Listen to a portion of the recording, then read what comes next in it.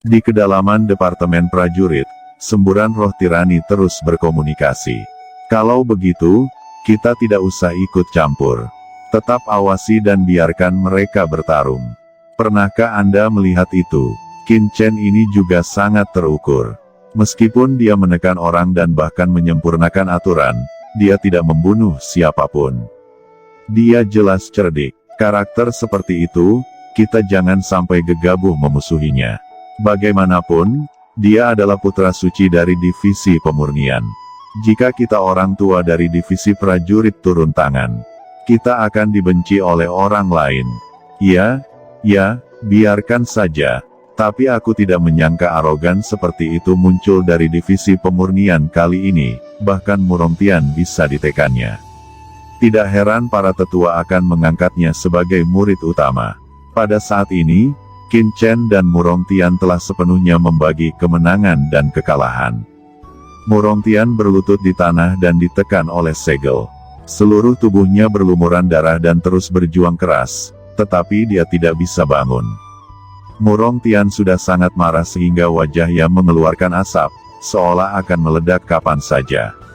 Di atas langit, keturunan Kaisar Barat, Fu Zixi, melihat pemandangan ini, dan wajahnya juga menunjukkan keterkejutan.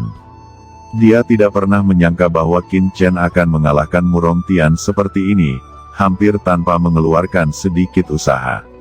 Awalnya, dia dan Murongtian bekerja sama untuk menekan Qin Chen, tetapi setelah melihat langkah pertama Murongtian, Fu Zixi berada dalam martabat putra Santo Tua.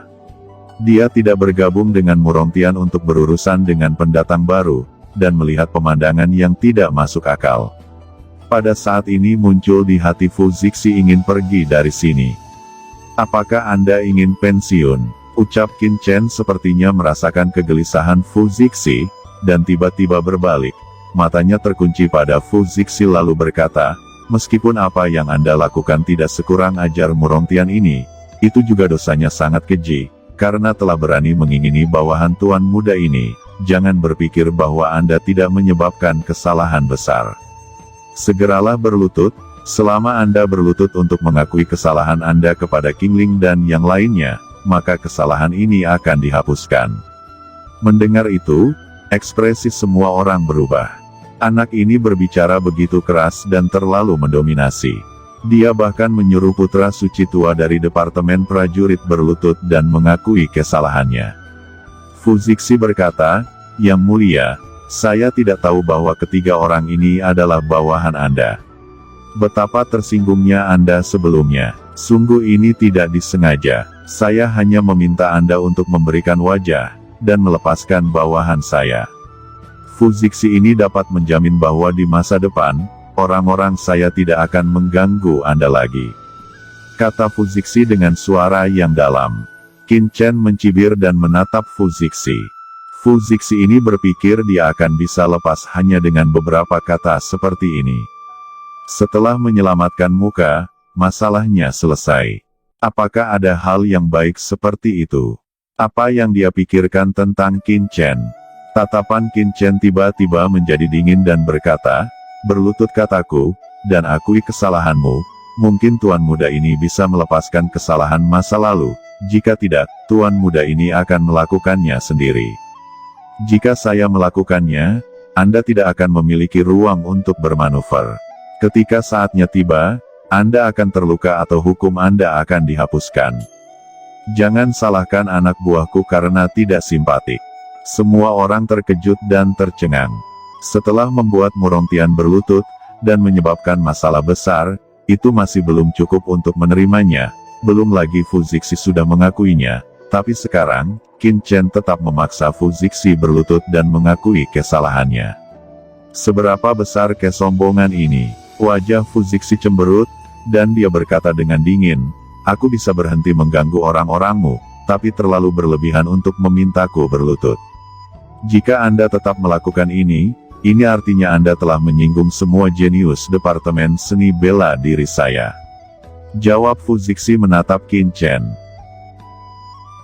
Qin Chen tersenyum dingin, melangkah keluar, dan tangan guntur besar tiba-tiba bergerak, bergemuruh, seperti cahaya guntur yang bergetar, berubah menjadi jaring guntur, dan menekannya dengan gila ke arah Fu Zixi. Yang mulia, saya adalah keturunan Kaisar Barat kuno, anggota keluarga Fu dari Guanghan Mansion. Anda dapat menghina saya, tetapi Anda tidak dapat menghina darah keluarga saya. Anda dapat membunuh saya, tetapi jika Anda ingin saya berlutut, itu sama sekali tidak bisa saya tolerir. Aku lebih baik mati daripada menyerah. Fu Zixi meraung, dan di belakangnya, sosok yang menjulang tinggi tiba-tiba muncul, seperti seorang kaisar dunia. Ini adalah bayangan Kaisar Barat kuno. Fu Zixi menunjukkan keahliannya yang unik dari Kaisar Barat. Kekuatan bayangan raksasa itu kemudian menggunakan jari untuk menerobos serangan Qin Chen. Qin Chen berkata, "Huff, dasar iblis jahat yang merampok murid perempuan dan mengaku memiliki darah kaisar. Jika Anda benar-benar keturunan Kaisar Barat kuno, maka darah Kaisar Barat akan terkontaminasi oleh Anda. Tuan muda ini akan membersihkan wajah Kaisar Barat yang telah kamu kotori." Tangan Qin Chen terbuka lebar, dan cahaya guntur yang tak terbatas meledak, menutupi langit, dan menutupi Fu Zixi. Di bawah tekanan kekuatan ini, jari-jari Kaisar Barat emas membuat suara berderak, dan retakan yang tak terhitung jumlahnya muncul di jari itu. Akhirnya, jari Kaisar Barat meledak. Sialan, Kaisar Barat menjelajahi naga, tidak ada bayangan. Teriak Fu Zixi bergerak, dan seluruh orang itu tampak berubah menjadi naga pengembara emas, berkedip dalam kehampaan, dan menghilang tanpa jejak. Ini adalah dava bayangan Kaisar Barat. Menurut rumor, keterampilan tubuh Kaisar Barat kuno memang luar biasa, dan dia mengendalikan tubuh yang melawan langit. Begitu ditampilkan, bentuk tubuhnya seolah berada di antara nyata dan ilusi. Dengan mengandalkan kekuatan magis ini untuk melakukan perjalanan di surga, menghindari banyak krisis dan perburuan, dan menjadi generasi hegemoni. Fu Zixi layak menjadi putra santo veteran. Dengan segala cara, dia benar-benar bisa melarikan diri. Sepertinya terakhir kali dia bertempur dengan Murong Tian, dia belum menunjukkan kekuatan magis terkuatnya ini. Ucap banyak murid terkejut. Qin Chen melambaikan tangannya yang besar ke bawah, dan menemukan bahwa tidak ada apa-apa di sana. Dia tiba-tiba mencibir, "Apakah kamu lari?" Kemudian dia melambai dengan penuh semangat ke cakrawala yang jauh. "Ditemukan, mati untukku," ucap Qin Chen mengubah telapak tangannya menjadi pedang dan menebasnya dengan itu. Dia menebas ke arah kekosongan, dan kemudian tiba-tiba, sebuah lorong seperti badai luar angkasa muncul. Di tempat riak itu, sebuah lubang hitam tiba-tiba muncul di kehampaan. Di kehampaan yang jauh, sebuah jeritan terdengar. Saat berikutnya, sesosok jatuh dari lubang hitam. Itu adalah Fu Zixi yang terluka oleh Qin Chen di udara. Qin Chen mengubah telapak tangannya menjadi cakar dan meraihnya. Kemudian Fu Zixi ditangkap seperti ayam. Kekuatan yang kuat menekan Fu Zixi, menyebabkan Fu Zixi berlutut tiba-tiba di depan Qin Chen. Putra suci veteran Fu Zixi baru saja berlutut di tanah seperti ini, wajahnya memerah, jubahnya koyak, dan darah menetes. Dia meraung dengan panik, mencoba melepaskan diri dari belenggu Qin Chen, tapi itu tidak berguna. Di bawah kekuatan kuno Qin Chen, dia tidak bisa bergerak sama sekali. Seperti Murong Tian, dia juga berlutut di tanah dan menjadi bahan tertawaan di mata semua orang. "Apa itu dava bayangan Kaisar Barat? Biarkan saya melihatnya," ucap Qin Chen menekan tangan besarnya di kepala Fu Zixi, dan Fu Zixi tiba-tiba berteriak dan meraung. Di tubuhnya, serangkaian hukum dan aura melonjak, dan kekuatan garis keturunan berubah menjadi kekuatan hukum asli, yang beredar liar. Ketakutan muncul dari lubuk hati Fu Zixi. Di bawah mata Qin Chen yang mengintip, dia tampaknya tidak memiliki rahasia untuk disembunyikan, dan semua jelas berada di bawah mata Qin Chen. Ini menarik. Ini adalah kombinasi dari makna mendalam dari kekosongan dan makna mendalam dari bayangan. Kedua kekuatan hukum bergabung untuk menghasilkan efek virtual. Gumam Qin Chen, dan tubuhnya mulai menjadi kabur, samar-samar, seolah-olah antara kenyataan dan ilusi, dan itu sangat mirip dengan teknik dava bayangan Kaisar Barat yang digunakan Fu Zixi sebelumnya, bahkan lebih dalam dan lebih kuat. Di kedalaman Departemen Prajurit, banyak tetua top berseru, metode seperti itu tidak pernah terdengar. Bagaimana Qin Chen bisa memahaminya secara sekilas? Setelah menyimpulkan dava bayangan Kaisar Barat, Qin Chen melepaskan tangannya dan berkata sambil mencibir, "Kalian berdua, akui saja kesalahan kalian di sini. Ketika Anda mengakuinya, maka Anda bisa pergi." Ucap Qin Chen ingin kedua orang suci yang hebat ini berlutut di sini. Apa asal-usul orang ini? Itu benar-benar membuat kedua putra suci hebat itu berlutut. Dengan kekuatan seperti itu, dia pastilah sosok kelas tertinggi dalam Tiangong. Kalau begitu, tidak buruk untuk dapat mencari muka pada kakak senior Cimei, atau Ao Qingling, Qin Tingting, dan lainnya. Anak ini pasti memiliki latar belakang yang besar. Bisik banyak murid divisi prajurit. Qin Chen membuat prestise dan benar-benar menegaskan citra tak terkalahkan di benak banyak murid.